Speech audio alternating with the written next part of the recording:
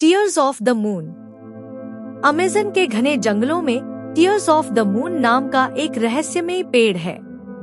कहा जाता है कि इस पेड़ का फूल किसी भी तरह की चोट को ठीक कर सकता है और शाप से मुक्ति दिलाने की शक्ति भी उसमें होती है। इसी जादुई फूल की तलाश में स्पेनिश कैप्टन सैम और उसके साथी अमेज़न के खतरनाक जंगलों में पहुंचते हैं। जंगल में उन्हें कई मुश्किलों का सामना करना पड़ता है और वे बुरी तरह घायल हो जाते हैं। तभी वहां रहने वाले स्थानीय आदिवासी उनकी जान बचाते हैं। लेकिन जब सैम को पता चलता है कि उस जादुई फूल तक पहुंचने के लिए जरूरी एरोहेड आदिवासियों के पास है, तो वह उन पर हमला कर देता है। इससे आदिवासी बेहद नाराज हो जाते हैं। उनके नेता सैम और उसके साथियों को श्राप देता है कि वे हमेशा के लिए अमेज़न के जंगल और नदी के इस इलाके में फंसे रहेंगे और कभी भी वहां से बाहर नहीं निकल पाएंगे। अब कहानी वर्तमान समय में पहुंचती है। एक हॉल में एक सोसाइटी की मीटिंग चल रही होती है। वहां बिली सभी सदस्यों को एक नक्शा दिखाकर उस रहस्यमय पेड़ की संभावित जगह बताता है। वह कहता है कि अगर उन्हें वह एरोहेड मिल जाए तो उसकी मदद से वे टीयर्स ऑफ द मून के फूल को खोज सकते हैं और उससे लोगों का इलाज कर सकते हैं। लेकिन मीटिंग में मौजूद लोग उसकी बात पर कोई खास प्रतिक्रिया नहीं देते। तभी ऊपर बैठी बिली की बहन लिली वहां से उठती है और उस कमरे की तरफ जाने लगती है जहां एरोहेड रखा हुआ है। रास्ते में उसकी मुलाकात प्रिंस पार्क से होती है। पार्क को लगता है कि लिली शायद अपने किसी साथी को खोजने वहां आई है। लिली अंदर जाती है और अपना पोशाक बदलकर पुरुषों जैसा भेष बना लेती है। इसके बाद वह एरोहेड को ढूंढ लेती है और उसे चुरा लेती है। लेकिन जैसे ही लिली वहां से निकलने वाली होती है, प्रिंस पार्क अपने आदमियों के साथ वहां पहुंच जाता है। उसे एरोहेड वाला बॉक्स दिखाई नहीं देता, लेकिन उसकी नजर लिली पर पड़ जाती है। वह तुरंत अपने आदमियों को लिली को पकड़ने का आदेश देता है। लिली अपने पीछे आए लोगों से लड़ती हुई खिड़की तक पहुंचती है और वहां से बाहर निकल जाती है। वह एक सीढ़ी को पकड़कर नीचे लटक जाती है। पार्क सीढ़ी की रस्सी छोड़कर उसे नीचे गिरने से बचाने के लिए लिली से कहता है कि वह उसके हाथ में मौजूद बॉक्स उसे दे दे। लिली चालाकी से बॉक्स नीचे फेंक देती है और खुद नीचे खड़े उस ट्रक में छलांग लगा देती है, जिसे उसका भाई बिली पहले से वहां लेकर खड़ा था। इधर पार्क बॉक्स खोलकर देखता है, लेकिन उसमें एरोहेड नहीं होता। जब उसे पता चलता है कि एरोहेड लिली अपने साथ ले गई है, तो वह गुस्से में सोसाइटी की मीटिंग में मौजूद सभी सदस्यों को मार डालता है। दूसरी तरफ लिली और बिली अमेज़न के जंगलों की ओर निकल पड़ते हैं। लेकिन इस खतरनाक सफर के लिए उन्हें ऐसे नाव के कप्तान की जरूरत होती है जिसे अमेज़न नदी और वहां के जंगलों की पूरी जानकारी हो। उधर अमेज़न नदी में फ्रैंक अपनी नाव से पर्यटकों को जंगल की सफारी करवाकर पैसे कमा रहा होता है। वह पर्यटकों को इस इलाके के खतरनाक और डरावने अनुभव दिखाता है। इस काम में वह वहां के जंगली आदिवासियों की मदद भी लेता है और बदले में उन्हें पैसे देता है। सफारी पूरी करने के बाद फ्रैंक अपनी नाव लेकर वापस बंदरगाह की ओर निकल पड़ता है। लिली और बिली भी एक ऐसे जहाज के मालिक और कप्तान की तलाश में वहां पहुंचे जो उन्हें अमेज़न नदी के खतरनाक इलाके में ले जा सके। दूसरी तरफ प्रिंस पार्क के आदमी भी लिली और बिली को ढूंढते हुए वहां पहुंच चुके थे। लिली वहां रॉय नाम के एक जहाज मालिक को खोजने निकलती है। दूसरी तरफ फ्रैंक ने रॉय से कर्ज लिया हुआ था। जैसे ही फ्रैंक को रॉय अपने जहाजों पर मिल जाता है, वह उसका जहाज अपने कब्जे में ले लेता है और उसके इंजन को लॉक कर देता है। वह रॉय से कहता है कि पहले अपना कर्ज चुकाओ, तभी तुम्हें इंजन वापस मिलेगा। इतना कहकर फ्रैंक वहां से चला जाता है। फ्रैंक के वहां से जाते ही रॉय अपने जहाज के इंजन की चाबी चुराने के लिए वहां पहुंचता है। उसी समय लिली भी वहां आ जाती है। लिली फ्रैंक को रॉय समझ लेती है।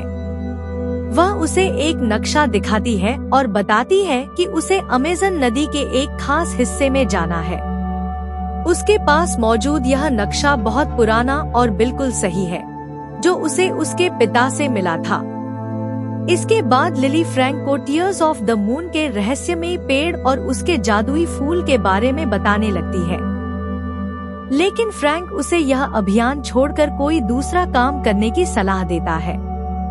तभी लिली को समझ में आता है कि फ्रैंक का असली मकसद क्या है। वह दरअसल एक अलमारी खोलना चाहता था। लिली कुछ ही सेकंड में बिना चाबी के उस अलमारी को खोल देती है। लिली की यह कला देखकर फ्रैंक काफी प्रभावित हो जाता है। इसके बाद फ्रैंक लिली को एक रेस्टोरेंट में कॉन्ट्रैक्ट के बारे में बातचीत करने के लिए बुलाता है। दोनों वहां अपने अभियान को लेकर चर्चा कर ही रहे होते हैं कि बिली असली रॉय को लेकर वहां पहुंच जाता है। लिली को जैसे ही पता चलता है कि फ्रैंक असली रॉय नहीं है, वह वहां से उठकर जाने लगती है। लेकिन तभी फ्रैंक की नजर लिली के गले में पहने हुए एरोहेड वाले लॉकेट पर पड़ती है। वह समझ जाता है कि लिली के पास बहुत महत्वपूर्ण चीज मौजूद है। इसके बाद वह कॉन्ट्रैक्ट के लिए मांगे जाने वाले पैसे कम करने लगता है। उसी समय रेस्टोरेंट में एक जंगली तेंदुआ घुस आता है और वहां अफरातफरी मच जाती है। फ्रैंक बिना डरे उस तेंदुए का सामना करता है। वह उसे खाने के लिए मांस का एक टुकड़ा फेंक देता है। मांस मिलते ही तेंदुआ वहां से भाग जाता है। फ्रैंक का साहस देखकर लिली प्रभावित हो जाती है और आखिरकार उसके साथ अपने अभियान के लिए गाइड का कॉन्ट्रैक्ट कर लेती है। लेकिन जैसे ही लिली नाव पर जाने वाली होती है, प्रिंस पार्क के आदमी वहां पहुंच जाते हैं और उसका अपहरण करने की कोशिश करते हैं। लिली उनसे भिड़ जाती है और किसी तरह उनसे बचकर नाव तक पहुंच जाती है। इसके बाद फ्रैंक अपनी नाव लेकर वहां से निकल जाता है। तभी प्रिंस पार्क को इसकी खबर मिलती है। वह तुरंत अपनी पनडुब्बी पानी के अंदर से बाहर निकालता है। पार्क सबसे पहले मशीन गन से फ्रैंक की नाव पर गोलियां चलाता है। इसके बाद वह एक मिसाइल भी दाग देता है। लेकिन फ्रैंक अपनी नाव को तेजी से मोड़कर मिसाइल से बच जाता है और वहां से निकल जाता है। इधर पार्क की पनडुब्बी एक रस्सी में फंसकर बुरी तरह घूमने लगती है और बंदरगाह पर खड़े रॉय के जहाजों से जा टकराती है। देखते ही देखते वहां खड़े कई जहाज बुरी तरह क्षतिग्रस्त हो जाते हैं। दूसरी तरफ लिली फ्रैंक की नाव से अमेज़न नदी की यात्रा शुरू कर देती है। वह रास्ते में तस्वीरें भी खींचती रहती है। कुछ समय बाद फ्रैंक भी उसकी इस रहस्यमयी खोज में पूरी तरह शामिल हो जाता है। आगे एक बेहद खतरनाक और मुश्किल नदी का रास्ता आता है। लिली फ्रैंक से उस रास्ते से नाव ले जाने के लिए कहती है। फ्रैंक पहले साफ मना कर देता है, लेकिन बाद में वह उसके साथ जाने के लिए तैयार हो जाता है। आगे चलकर वे रात में नदी के किनारे आराम करने के लिए नाव रोक देते हैं। तभी वही जंगली तेंदुआ अचानक अकेले बिली पर हमला कर देता है। फ्रैंक तुरंत बिली को सावधान करता है, लेकिन तभी एक अजीब घटना होती है। तेंदुआ बिली को नुकसान पहुंचाने के बजाय उसे चाटने लगता है।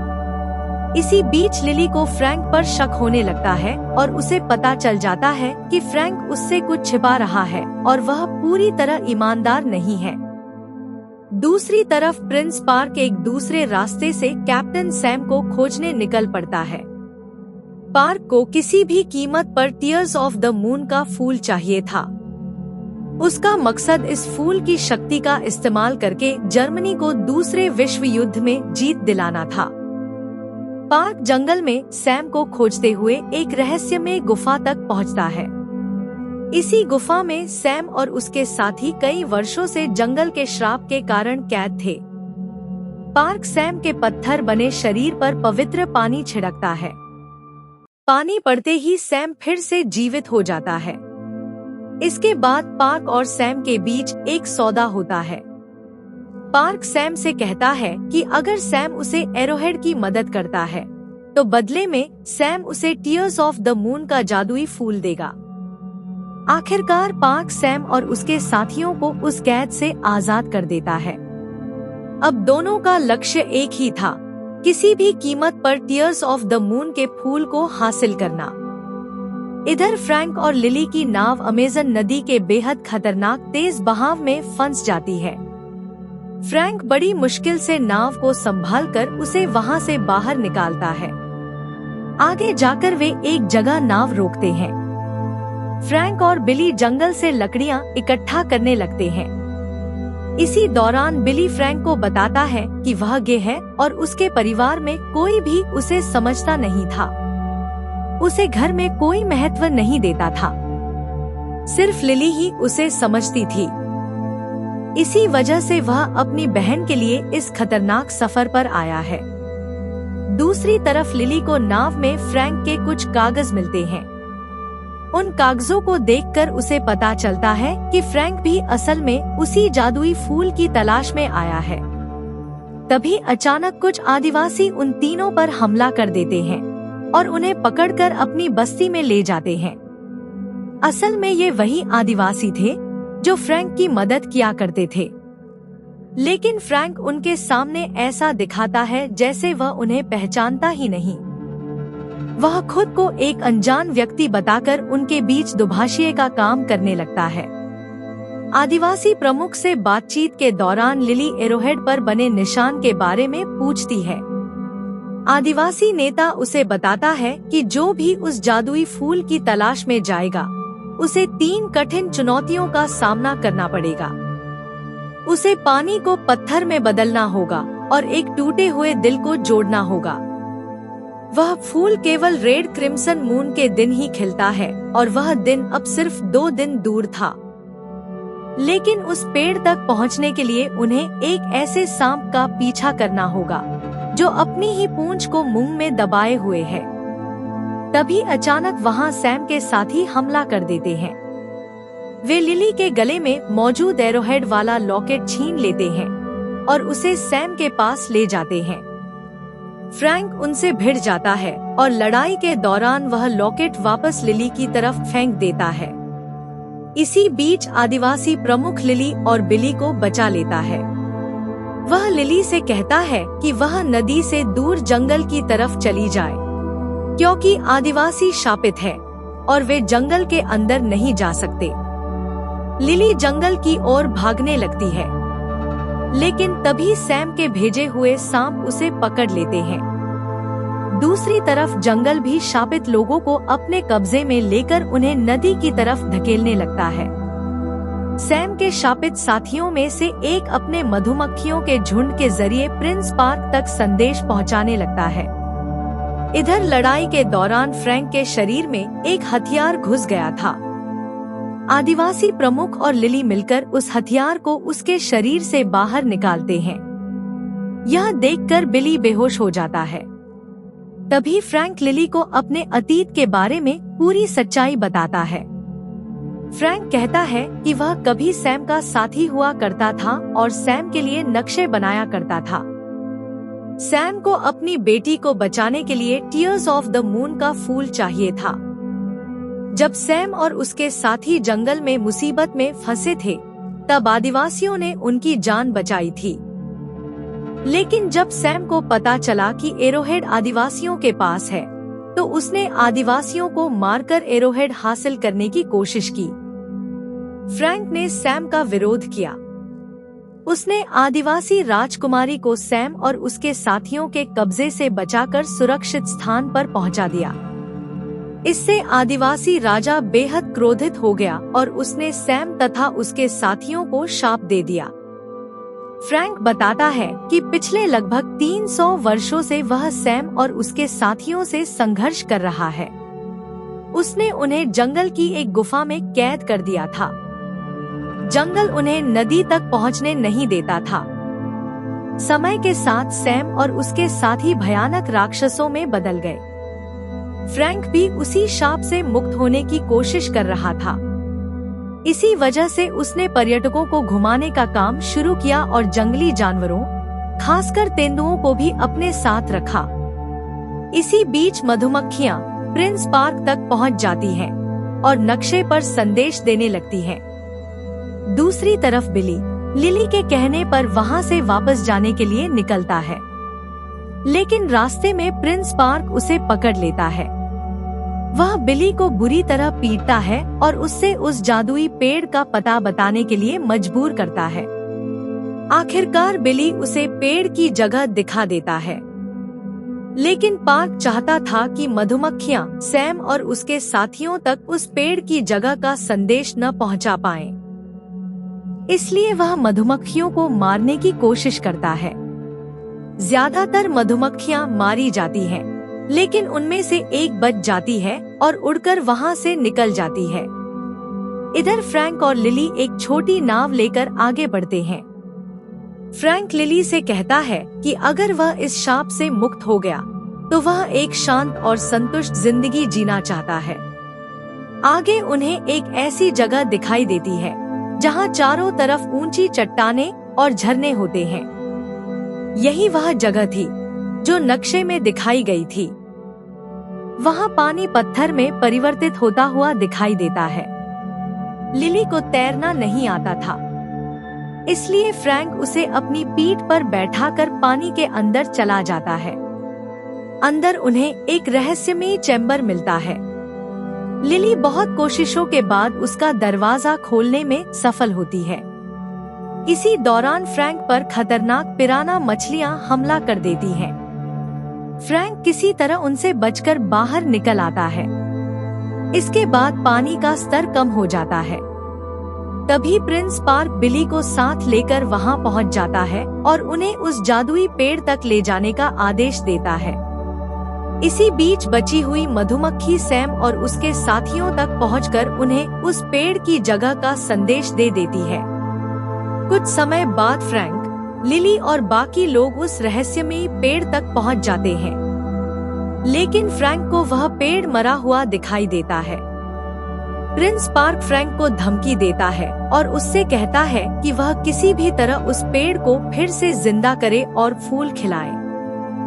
फ्रैंक वादा करता है कि अगर फूल खिल गया तो वह पार्क को उसकी एक पंखुड़ी देगा, लेकिन फ्रैंक से वह काम नहीं हो पाता। उस पेड़ के रहस्य के बारे में बहुत कम लोगों को जानकारी थी। तभी लिली आगे आती है। वह ध्यान से एरोहेड को देखती है और समझ जाती है कि उसे क्या करना है। लिली एरोहेड को तोड़कर उसके सही हिस्से को पेड़ में लगाती है और उसके टूटे हुए हिस्से को जोड़ देती है। अचानक वह जादुई पेड़ जीवित हो जाता है और उसमें फूल खिलने लगता है। लेकिन तभी लिली फ्रैंक पर गोली चला देती है और उसे नीचे गिरा देती है। असल में फ्रैंक ने पहले ही हरकत करते हुए बिली की जान बचा ली थी। इस काम में फ्रैंक के पालतू तेंदुए ने भी उसकी मदद की थी। लिली दौड़कर उस जादुई फूल को तोड़ लेती है। प्रिंस पार्क उसे धमकी देता है और फूल की एक पंखुड़ी देने के लिए कहता है, लेकिन तभी सैम और उसके साथी वहां पहुंच जाते हैं। सैम और उसके साथियों ने प्रिंस पार्क को मार डाला। अब वे लिली की तरफ बढ़ने लगते हैं, लेकिन तभी फ्रैंक उन्हें यह कहकर अपनी तरफ आकर्षित करता है कि जादुई फूल उसके पास है। इसके बाद फ्रैंक नाव लेकर एक प्राचीन स्मारक की तरफ निकल जाता है। सैम और उसके साथी उसके पीछे जाते हैं और उस पर हमला कर देते हैं। फ्रैंक सैम और उसके साथियों से लड़ने लगता है। इसी दौरान वह जादुई पेड़ भी टूटकर गिरने लगता है। अचानक जंगल की शक्ति सैम और उसके साथियों को अपनी तरफ खींच लेती है और वे सभी पत्थर में बदल जाते हैं। अब लिली के सामने एक बहुत बड़ा फैसला होता है। वह अपने स्वार्थ और अपने उद्देश्य को पीछे छोड़कर निस्वार्थ भाव से फ्रैंक को बचाने का फैसला करती है। वह जादुई फूल की एक पंखुड़ी लेकर पत्थर बने फ्रैंक के होठों पर रख देती है, लेकिन कुछ भी नहीं होता। फ्रैंक में कोई हलचल नहीं होती। लिली निराश होकर वहां से बाहर आ जाती है। फ्रैंक का पालतू तेंदुआ भी वहीं रुक जाता है। तभी अचानक पीछे से किसी की आवाज सुनाई देती है। लिली पलटकर देखती है और सामने फ्रैंक खड़ा होता है। फ्रैंक आखिरकार उस सदियों पुराने शाप से मुक्त हो चुका था। उसी समय उस जादुई पेड़ पर एक और फूल खिल जाता है। लिली उस फूल को भी तोड़ लेती है। इसके बाद फ्रैंक, लिली और बिली नाव से वापस बंदरगाह की ओर निकल पड़ते हैं। बंदरगाह पहुंचने के बाद वे रॉय से मिलते हैं और उसे अलविदा कहते हैं। इसके बाद फ्रैंक, लिली और बिली लंदन के लिए रवाना हो जाते हैं। आखिरकार फ्रैंक और लिली अपनी जिंदगी में आगे बढ़ते हैं और खुशी से रहने लगते हैं। तो दोस्तों, आपको टीयर्स ऑफ द मून की यह फिल्म समरी कैसी लगी? हमें कमेंट करके जरूर बताइए। धन्यवाद।